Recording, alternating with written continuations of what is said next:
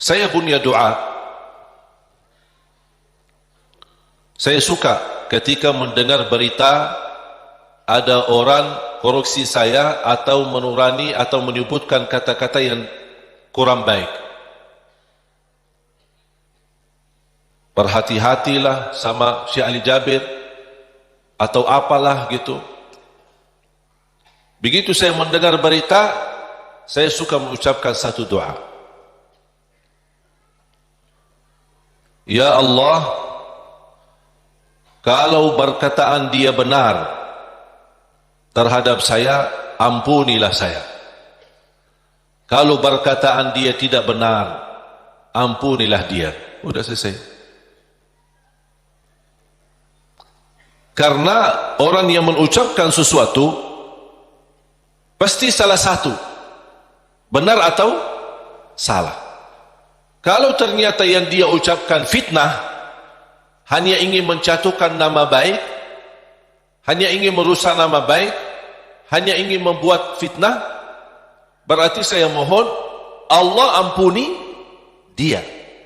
Semoga dia diampuni Allah. Tapi kalau apa yang dia ucapkan, oh ternyata benar, walaupun seberapa persen, oh benar, bagi saya ini menjadi pelajaran, supaya saya lebih berhati-hati, lebih tambah ilmu, lebih mendalami agama, kemudian dan juga memohon ampun kepada Allah Subhanahu Wa Taala, karena kita tidak maksum. Faham jamaah sekalian? Jadi tenang hatinya. Dengan ucapan orang yang jauh-jauh, malah kita yang pusing. Yang jauh biarkan jauh. Dan kita harus mengetahui irda'un nasi ghayatul la tudrak. Mencari ridha manusia itu sesuatu yang susah didapatkan. Susah. Tapi kita hidup di tengah manusia, bersabarlah menghadapi segala urusan, menghadapi segala tantangan. Man ardallah bisakhatin nas, ardallah radiyallahu anhu wa arda anhu nas. Barang siapa yang mencari ridha Allah, walaupun manusia tidak suka, Allah akan ridha terhadapnya dan Allah jadikan manusia ridha. Wa man ardan nas bisakhatillah, sakhitallahu anhu wa askhata anhu nas. Atau ashata alaihin nas. Dan barang siapa yang mengharapkan ridha manusia dengan kemurkaan Allah, ada orang yang na'udzubillah, dia lebih peduli manusia daripada Allah. Yang penting manusia suka, yang penting orangnya senang. Kalau Allah, dia tidak peduli. Apa yang akan terjadi, kata Rasulullah SAW, akan Allah murka terhadap dia, dan Allah akan jadikan manusia tidak akan ridha terhadapnya. Berarti kuncinya di siapa? Di tangan Allah. Kembali kepada Allah Subhanahu Wa Taala. Makanya jemaah sekalian, ada satu ibadah bagi saya pribadi seindah ibadah. Indah ibadah, nikmat. Bahkan Rasulullah SAW sebutkan senjata bagi orang mukmin ibadah tersebut. Senjata. Doa. Seindah ibadah bagi saya adalah doa. Bahkan orang yang tidak selalu berkenan berdoa kepada Allah, orang itu sombong. Sebagaimana Allah sebutkan di dalam surat Ghafir, surah 40 ayat 60. A'udzu billahi minasy syaithanir rajim. Wa qala rabbukum ud'uni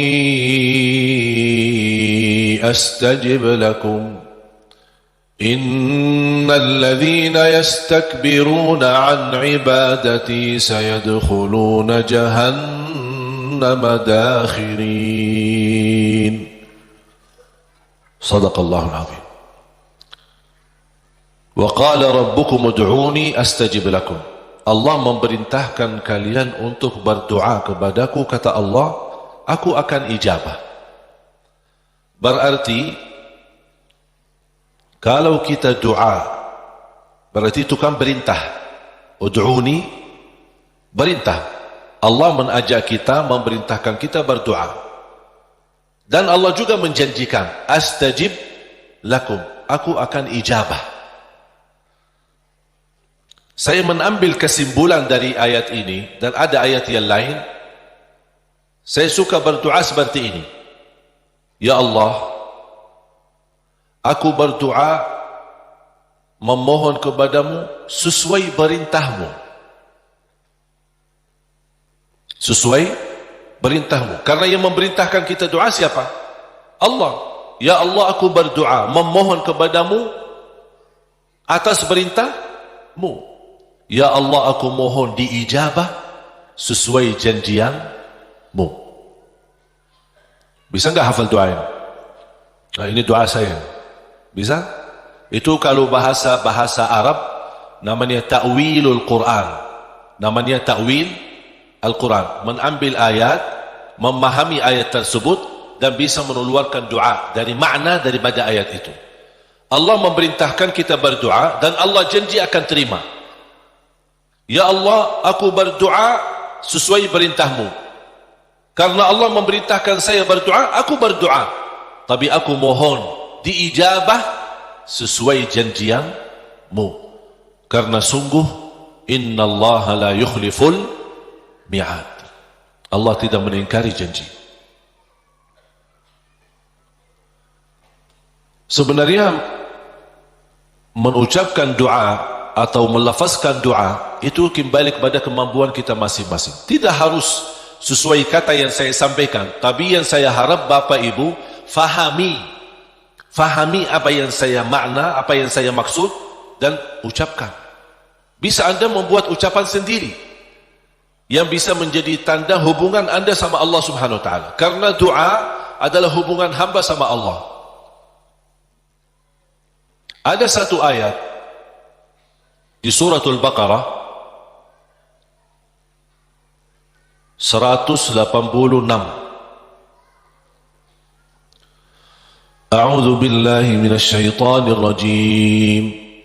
Wa idza sa'alaka 'ibadi 'anni fa inni qarib. فإني قريب أجيب دعوة الداع إذا دعان فليستجيبوا لي وليؤمنوا بي لعلهم يرشدون.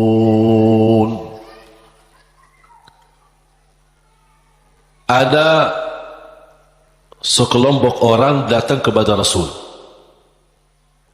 Ini sebab nuzul ayat ini. Arabbuna qaribun fanunajih am ba'idun fanunadih. Mereka bertanya sama Rasulullah SAW, ya Rasulullah, apakah Allah dekat? Cukup kami bermunajat fanunajih, atau Allah jauh perlu munadat? Munadat dalam bahasa Arab panggilan bagi orang yang jauh. Munadat. Kalau munajat orang yang dekat. Makanya dalam bahasa Indonesia disebut apa? Kita bermunajat kepada Allah. Makanya ada sahabat bertanya, ya Rasulullah, apakah Allah dekat? Cukup kami munajat. Artinya tidak perlu kerasin suara, tidak perlu teriak-teriak, karena Allah sudah dekat. Munajat namanya kalau bahasa Arab. Makanya ketika saya mendapatkan kata munajat dalam bahasa Indonesia, ini sebenarnya dari bahasa Arab. Munajat bahasa Indonesia sama munajat dalam bahasa Arab, tapi punya makna. Kalau yang selama ini Bapak Ibu yang fahami barangkali daripada munajat, doa kan? Ada arti yang lain? selain doa. Tapi kalau dalam bahasa Arab munajat, doa kepada Allah yang sangat dekat. Itulah artinya. Munajat, berdoa kepada Allah yang sangat dekat. Makanya disebut kata munajat. Beda sama munadat. Terakhir T. Munadat. Munadat itu adalah panggilan bagi orang yang jauh. Misal kalau ada orang jauh, bilang apa? Fulan, saya di sini. Kan dia jauh, biar dia perhatikan kita. Itu kalau dalam bahasa Arab nada. Nada panggil orang yang jauh supaya dia bisa mendengar kita. Sahabat bertanya, Rasul, apakah Allah dekat? Cukup kami munajat atau Allah jauh? Perlu kami munadat. D dan terakhir T. Munadat. Rasulullah SAW diam, tidak menjawab. Turunnya wahyu membawakan ayat ini, suratul Baqarah ayat 186. Kata Allah Subhanahu wa taala kepada Nabi Muhammad, kalau ada yang bertanya apakah aku dekat, wa idza sa'alaka ibadi anni, atau jauh, jawablah, fa inni qarib, aku sangat dekat. Fa inni qarib ujibu da'watad da'i idza da'an. Man ijaba doa orang yang berdoa. Ini jaminan. Ujibu da'watad da'i idza da'an. Jadi jangan ada bahasa yang berkata doa aku tidak ijabah. Itu salah. Karena Allah berfirman, bahkan ada ikatan, yang berdoa kepada aku ijabah. Artinya apa? Yang tidak berdoa kepada aku, buat apa aku ijabah? Betul enggak? Berarti Allah sudah kaitkan yang berdoa di, yang tidak berdoa tinggal anda milih. Tapi tidak boleh ada bahasa aku berdoa tapi kok kayaknya diijabah. Oh, berarti salah kita. Tidak sesuai kalamullah, tidak sesuai ayat Al-Quran, bahkan tidak sesuai janji Allah, sebagaimana kita baca tadi di surat Ghafir, surah 40 ayat 60. Jadi jamaah sekalian, ketika berdoa, yakini doa itu bukan terpilih untuk seorang tertentu. Boleh minta doa sama orang saleh, guru kita, ulama, kiai, habaib, boleh. Ketika kita berkesempatan jumpa mereka, tolong doain, semoga lancar, boleh. Tapi kalau tidak ketemu, tidak mau berdoa, mau enggak? Ya harus mau. Masa tunggu-tunggu orang-orang yang saleh datang baru kita minta? Atau kita capek cari ke sana kemari? Kalau kita kebetulan di tempat yang tidak ada orang saleh, bagaimana? Masa tidak mau berdoa? Kalau tidak mau berdoa, itu justru tanda orang sombong. Berdoa dengan keyakinan Allah pasti ijabah. Jangan ada sedikit keraguan, apakah mau enggak Allah terima doa saya? Fantas enggak saya diterima doa? Perbuatan perilaku saya seperti ini. Jangankan doa kita, kira-kira siapa yang lebih jahat? Kita atau setan? Hah? Oh, jawab dong. Oh, kalau ada yang jawab aku lebih buruk dari setan, na'udzubillah. Ini kenal diri banget ini.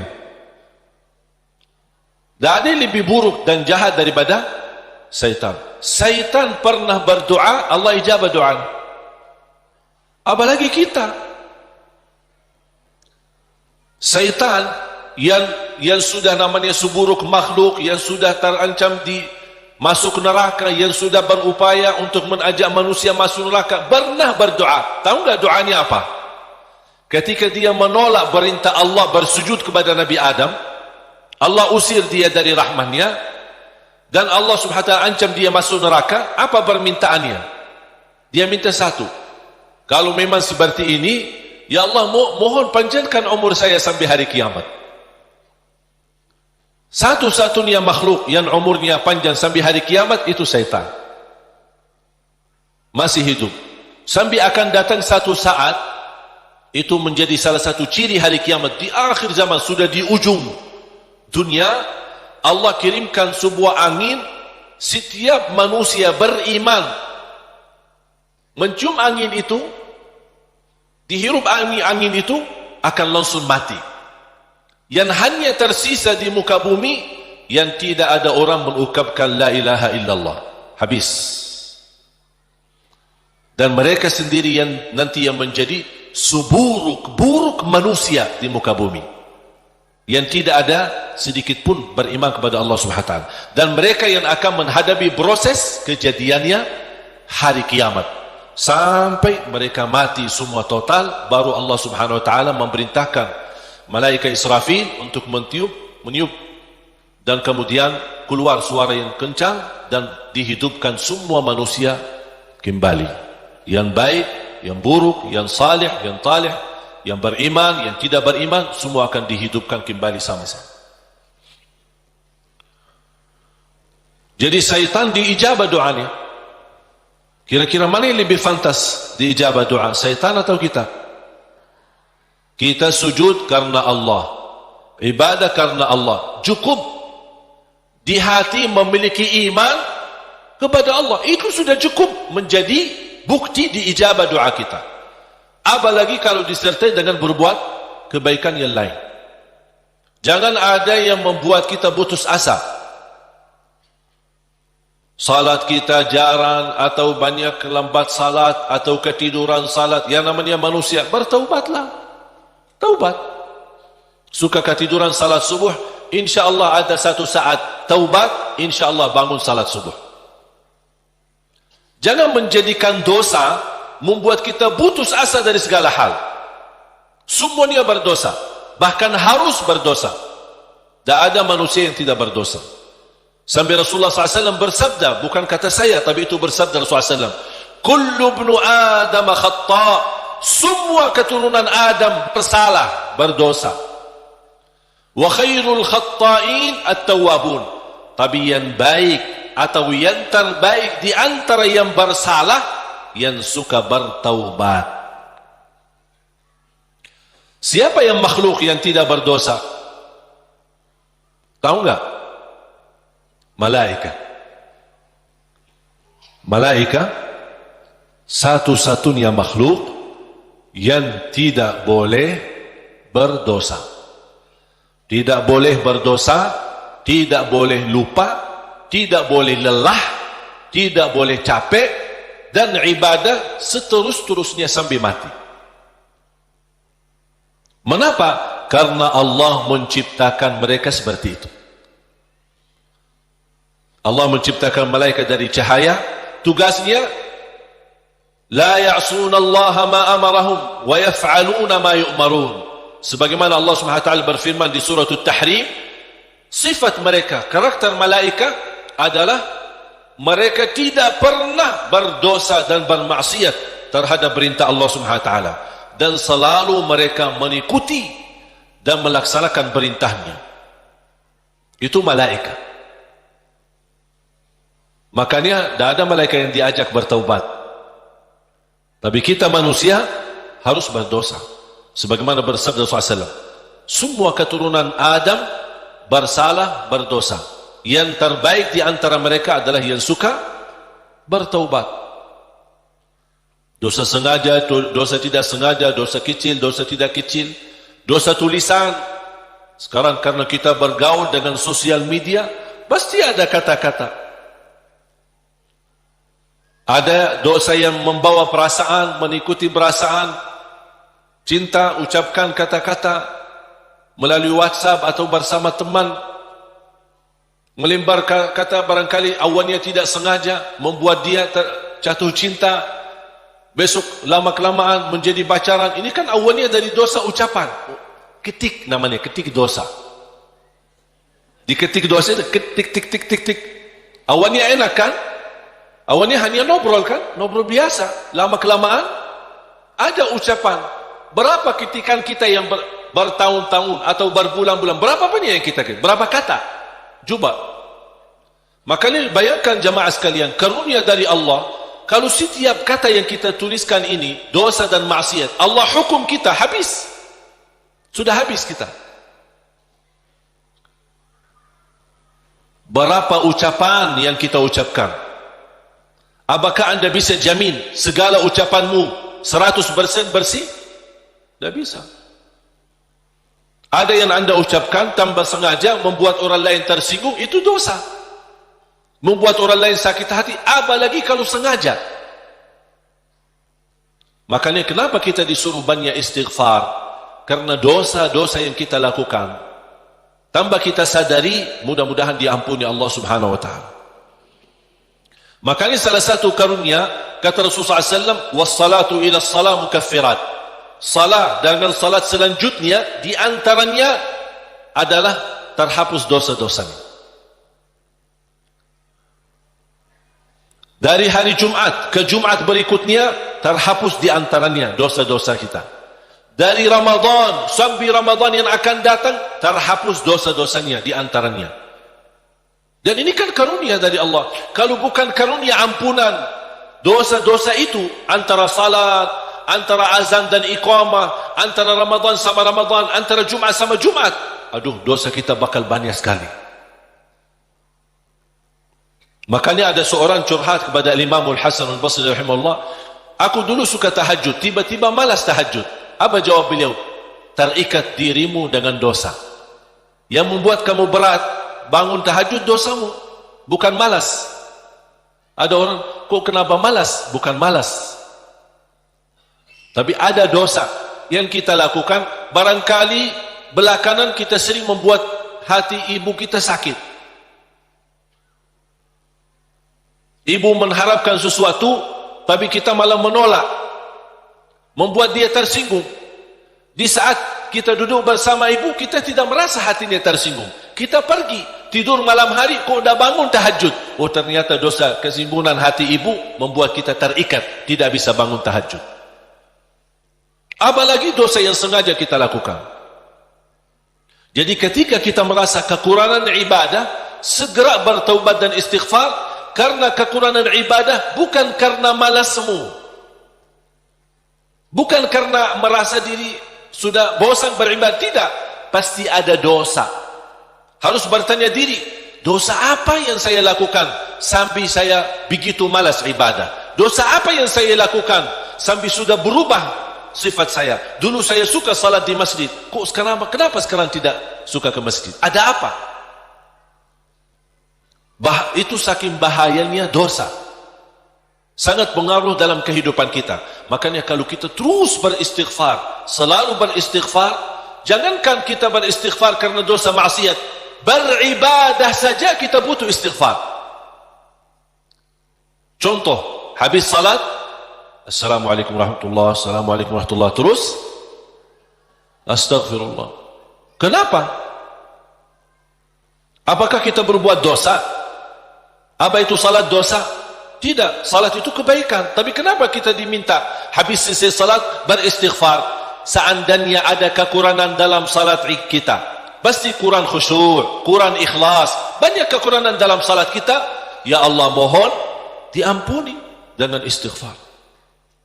Maka Rasulullah SAW, sebagaimana diceritakan, suka beristighfar dalam sehari lebih dari 70 kali.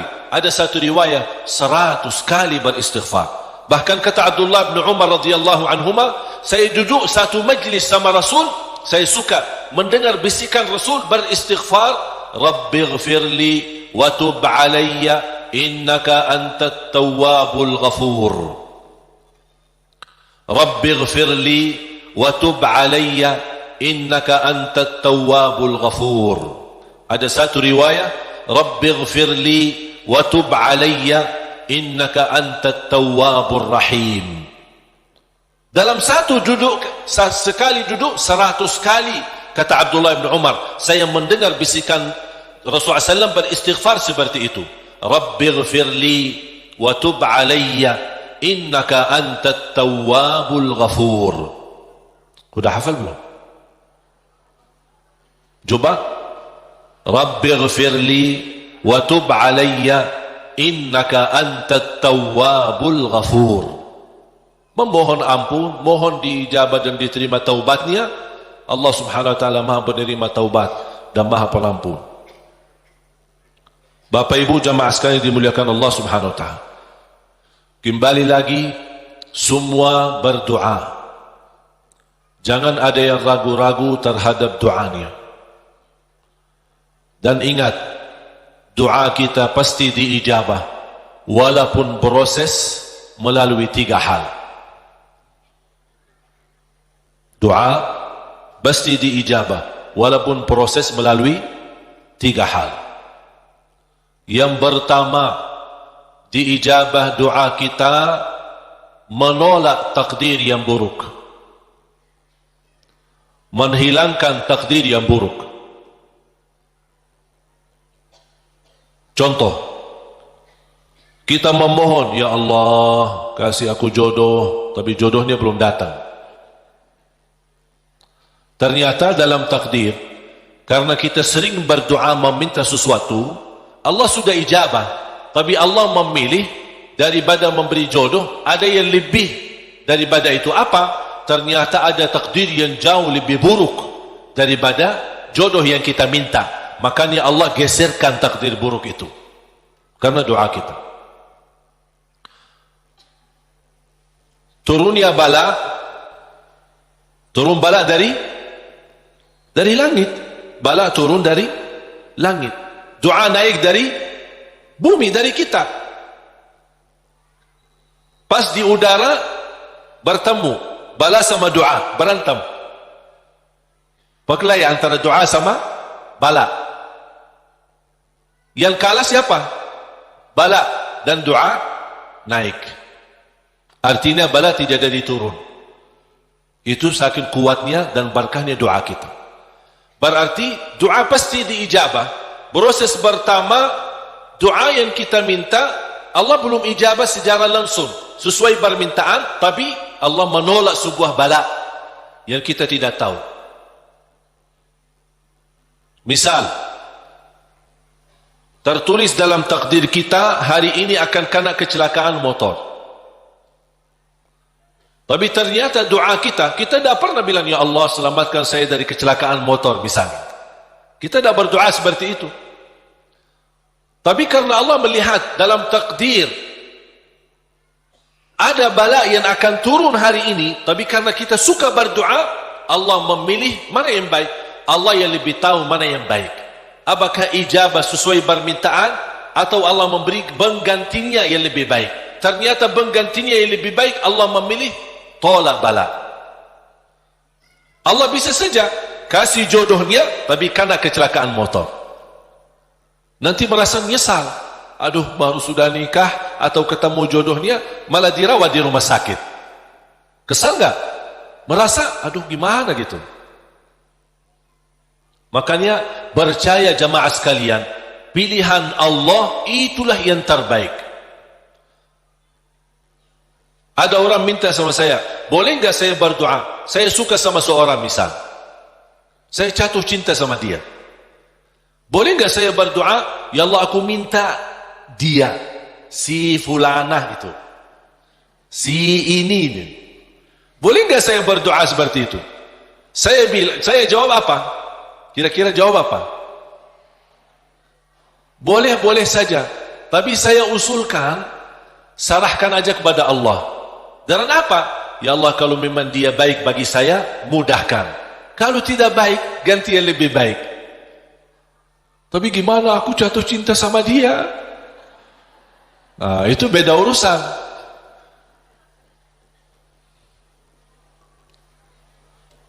Nanti ada satu cerita, insya Allah indah, bisa menambah wawasan buat kita.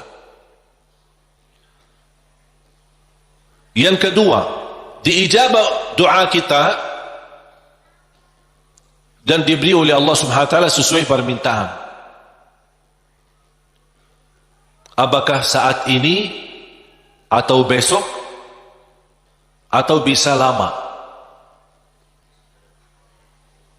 Tapi kita percaya pilihan Allah itulah yang terbaik. Yang ketiga, doa yang kita minta atau yang kita selama ini bermunajat, ternyata bala masih terus menimpa kita. Musibah kita terus ketemu.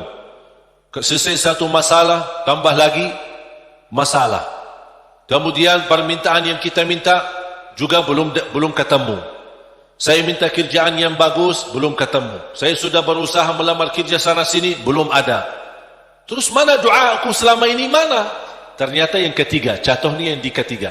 Yang ketiga apa? Allah simpan doa kita buat di akhirat. Berarti tidak ada yang hilang di sisi Allah. Kalau tidak tertolak bala, tidak diijabah sesuai permintaan, berarti yakini, oh disimpan di akhirat. Sahabat dan orang salih lebih suka doanya selama di dunia disimpan buat akhirat, karena di akhirat bakal lebih butuh bantuan dan pertolongan Allah dan berkat doa kita. Faham? Walaupun sifat manusia ingin melihat secara langsung, minta, ya Allah minta rumah, ada rumah. Minta ini, ada ini. Mohon maaf Bapak Ibu, kalau Allah ijabah atau berikan sesuai permintaan kita, nanti kita berhenti berdoa. Apapun yang kita minta, ya Allah aku minta mobil, dapat mobil. Minta kerjaan, dapat kerjaan. Minta jodoh, dapat jodoh. Minta rumah, dapat rumah. Mau haji, dapat haji. Terus segala yang kita minta dapat. Habis, dah ada minta lagi. Terus berdoa enggak? Enggak ada berdoa. Tapi kalau Allah belum kasih, kita doa lagi enggak? Doa, minta lagi. Coba kata Umar bin Khattab, ketika anda berdoa, jadi seperti anak kecil. Anak kecil kalau dia minta sama ibunya gimana? Nangis gak? Berhenti nangis sebelum dikasih? Belum kan? Dia nangis sampai begitu dikasih gimana? Berhenti gak nangisnya? Anda harus seperti itu. Doa nangis. Ya Allah belum kasih, aku nangis lagi loh. Belum dikasih, nangis lagi. Sampai Allah berkenan kasih. Dan ini sebenarnya bukan tujuannya Allah kasih atau tidak.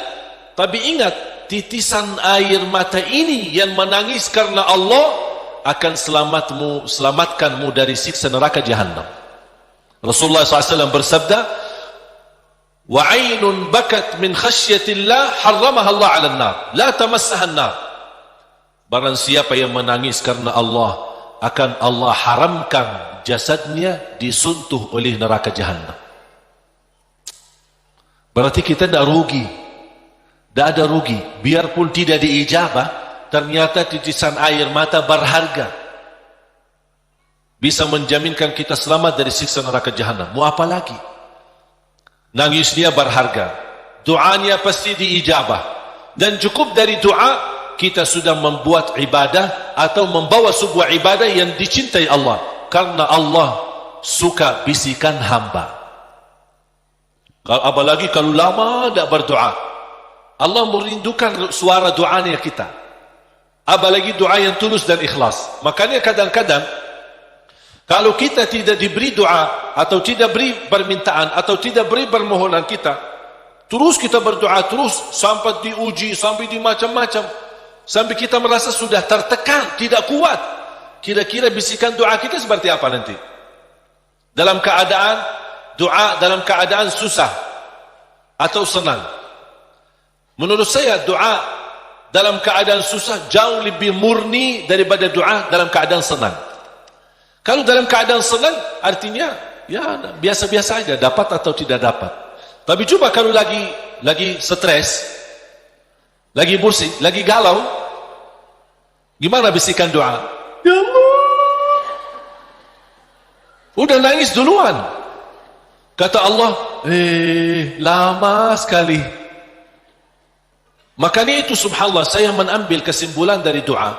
Justru doa tanda Allah merindukan suara doa kita. Oleh karena itu jamaah sekalian, jangan berhenti berdoa. Terus berdoa. Nabi Yunus alaihissalam ketika tertahan di dalam perutnya ikan berlama-lama di bawah laut, dia tidak pernah berhenti dengan mengucapkan la ilaha illa anta subhanaka inni kuntu minadh zalimin. Kata Imam Ibnul Qayyim rahimahullah, barang siapa yang membaca doa ini dengan sepenuh keyakinan, pasti diijabah oleh Allah hajatnya. Karena Allah habis doa ini, apa kata Allah? Fastajabna lah, kami terima dan menijabah doanya. La ilaha illa anta subhanaka inni kuntu minadh zalim. Oleh kerana itu kembali lagi, doa kita diijabah atau tidak? Saya bertanya, doa kita diijabah atau tidak? Diijabah, yakin? Terus berdoa, dalam keadaan apapun selalu kita berdoa.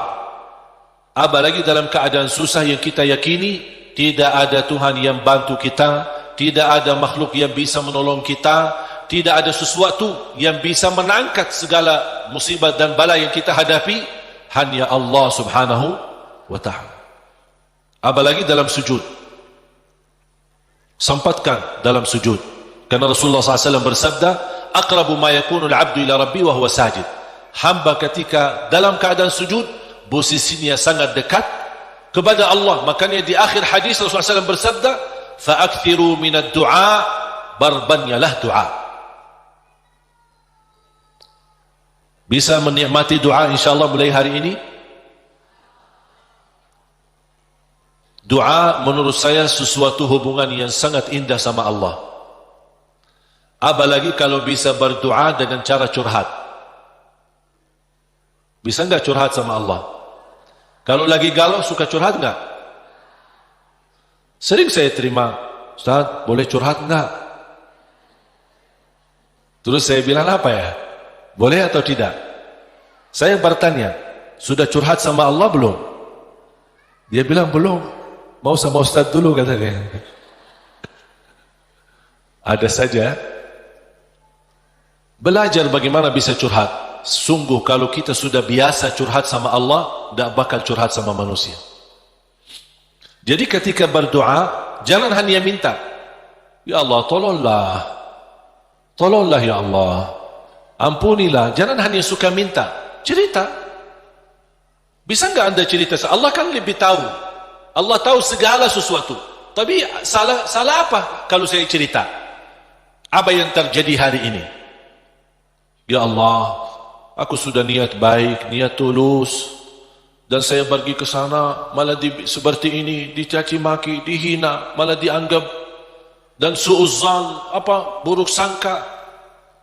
Habis gimana ya Allah? Cerita, curhat, seperti meminta solusi dari Allah Subhanahu wa Ta'ala.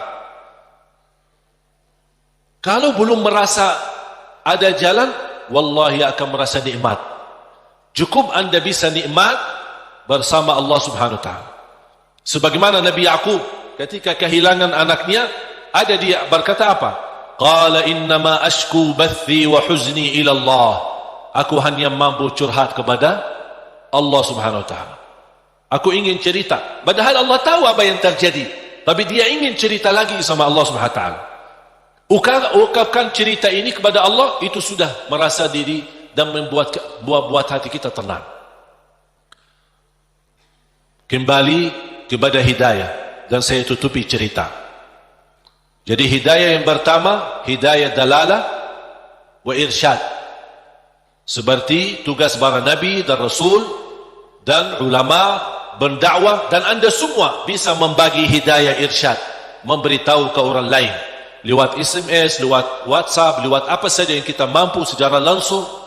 Yang kedua adalah hidayah taufiq. Hidayah taufiq. Habis kita dapat hidayah irsyad, habis kita sudah tahu, habis kita belajar, angkat tanganmu.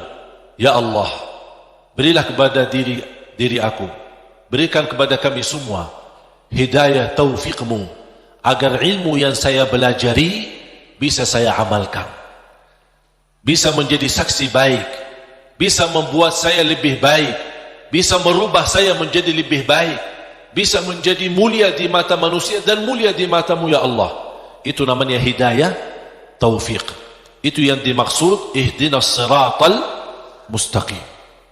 Makanya ketika kita sudah membaca Al-Fatihah dan setelah memuji Allah Subhanahu wa taala, kita meminta hidayah taufik dari Allah Subhanahu wa taala, meminta petunjuk dalam segala hal. Dalam rumah tangga kita mohon hidayah taufik. Istri urus suami minta hidayah taufik. Suami mengurusi dan melayani istrinya minta hidayah taufik. Dua-duanya melayani anaknya dan mendidik anaknya minta hidayah taufik, supaya terbangun rumah tangga sakinah mawaddah rahmah.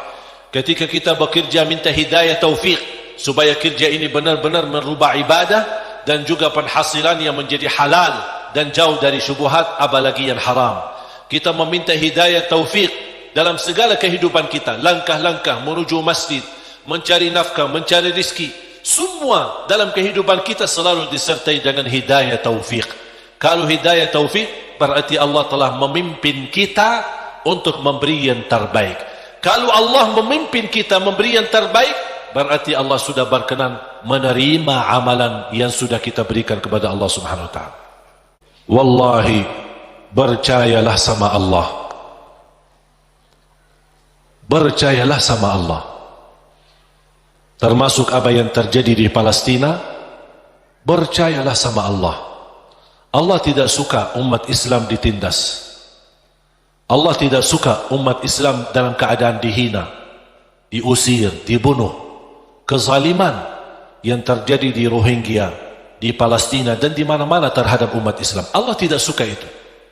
Cuman pasti ada sesuatu yang Allah ingin tunjukkan, yang menjadi pilihan. Barangkali melalui ujian ini Allah ingin mewujudkan manusia yang kuat menghadapi segala tantangan. Dan juga salah satu hikmah, Allah ingin menunjukkan kepada dunia bagaimana kekuatan kebersamaan umat Islam. Dan alhamdulillah, menurut saya apa yang terjadi dari hasil diumumkan Al-Quds menjadi ibu kota Israel, justru memang nampaknya ujian, tapi bagi saya nikmat, karena dari situ umat Islam mulai bersatu. Tidak pernah tergerak semua dunia, jangankan yang muslim, non-muslim pun tergerak. Semuanya turun di lapangan untuk menunjukkan ke mata dunia, kami menolak proses ini. Dan inilah salah satu hikmah yang Allah ingin tunjukkan kepada manusia dan kepada musuh Islam, bagaimana kebersamaan kita, kepedulian kita. Walaupun kita memang tidak bisa membantu banyak untuk saudara kita Palestina, tapi upaya kita, sedekah kita, infak kita, doa kita dan rasa kepedulian kita mudah-mudahan menjadi tanda saksi baik. Ya Allah, itulah yang kami bisa berikan. Kami tidak bisa merubahkan keputusan, tapi kami bisa menunjukkan perasaan dan bisa menunjukkan yang baik dalam doa dan kekuatan kita, karena kekuatan kita adalah kebersamaan. Kalau kita bersatu, baru musuh Islam mulai memfikirkan jangan bermain-main lagi terhadap umat Islam. Makanya mari kita sama-sama menjaga kebersamaan kita, tinggalkan perbedaan. Jangan kita membuat perbedaan menjadi perpecahan. Jadi perbedaan di antara kita adalah kekayaan ilmu yang bisa kita sama-sama menghormati dan sama-sama menjaga, bukan sama-sama menjatuhkan dan sama-sama menjelekkan. Mari kita sama menjaga kebersamaan kita, rapatkan saf kita untuk menunjukkan bukan kepada manusia tapi kepada Allah Subhanahu wa taala rasa kepedulian, rasa cinta bersama sesama muslim, sesama manusia yang sedang dihina, sedang ditindas, sedang dizalimi di saudara kita di negeri Palestina. Mari kita sama-sama dan kita menghebohkan dan mengajak semua untuk mengikuti aksi bela Palestina yang insyaallah hari Ahad besok tanggal 17. Yang merasa diri tidak mau ikut, itu terserah, itu pilihanmu dan itu keputusanmu. Tapi jangan membuat orang lain yang ingin mengikuti aksi bela Palestina, anda mengungkapkan kata-kata yang bisa menghilangkan perasaan semangat bagi mereka. Kalau tidak bisa ikut, terserah. Kalau tidak bisa bicara yang baik, lebih baik diam. Setuju? Makanya jemaah sekalian, saya baru saja kemarin datang dari sana. Dan alhamdulillah dapat karunia yang tidak terduga. Ketika saya bertemu Imam Masjidul Aqsa di sana, dan habis makan siang hari Jumat, habis Jumat diajak beliau ke rumahnya, kemudian duduk lama ngobrol, kemudian salat asar bersama, kembali lagi ke rumahnya sambil menyambut tamu-tamu yang datang dari Turki, dari Inggris, dari Perancis, dari mana-mana. Subhanallah, banyak tamu yang datang dan masing-masing membawa sumbangan untuk saudara kita dan untuk Masjidul Aqsa. Pas maghrib beliau juga ajak ke masjid, dan tanpa memberitahu, habis selesai iqamat, beliau dorong saya untuk ke mihrab dan menjadi imam di Masjid Qubbatus Sakhra di tempat mi'rajnya Nabi Muhammad sallallahu alaihi wasallam. Saya jujur saja tidak bisa terbayang bagaimana karunia dari Allah Subhanahu wa taala bisa menjadi imam umat Islam di tanah suci Palestina, di area Masjidul Aqsa dan Qubbatus Sakhra. Makanya subhanallah, apa yang saya nikmati dan alami di sana luar biasa. Memang saudara kita berjuangannya bukan main. Saya melihat anak-anak kecil, bahkan warga Palestina, Masya Allah luar biasa. Dari jam 3 sudah mereka berdiri di depan pintu-pintu Masjidul Aqsa, yang sebelum masuk ke area masjid kan ada halaman besar kayak bagar, dan bagar itu ada pintu-pintu. Memang sayang sekali pintu-pintu yang di bagar itu dikuasai oleh orang Yahudi Israel, dan senjata, di bawah mereka senjata menjaga. Dan kita menunggu dari jam 3 sampai jam 4 baru dibuka pintu, baru kita bisa masuk untuk salat tahajud. Subhanallah, bisa saya melihat orang-orang Palestina. Kalau saya hanya sebagai berkunjung ke sana 2 hari, 3 hari, paling lama 1 minggu, kemudian kembali lagi. Saya bayangkan orang-orang tua-tua, pemuda-pemuda, wanita yang warga sana, yang memang tinggal dekat sana, setiap hari bertahun-tahun, yang sudah proses melalui lebih dari 70 tahun dalam keadaan seperti ini. Tapi subhanallah, mereka masih sabar. Tidak ada yang mundur, tapi masih terus bisa datang duluan dari jam 3 dengan harapan dibuka pintu.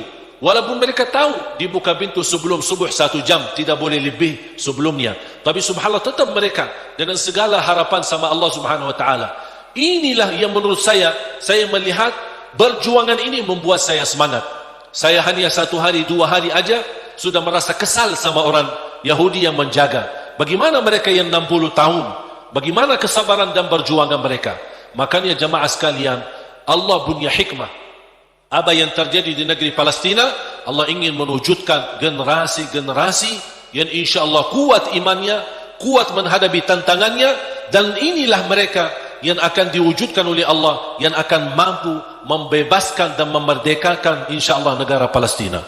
Sebagaimana Indonesia berhasil merdeka, kita insyaAllah juga mendoakan, insyaAllah ada satu saat kita semua bergembira dengan kemerdekaan negeri Palestina dan kemerdekaan Masjidul Aqsa. Dan yakini itu yang akan terjadi. Ini bukan kata saya, tapi kata Rasulullah SAW. Sebagaimana Masjidul Aqsa diambil oleh mereka, akan Masjidul Aqsa kembali di tangan umat Islam. Walaupun memang prosesnya cukup lama, dan kita berharap sama Allah, tanpa kita putus asa, kapan tiba saatnya Allah akan memberi yang terbaik untuk umat Islam. Amin ya rabbal alamin.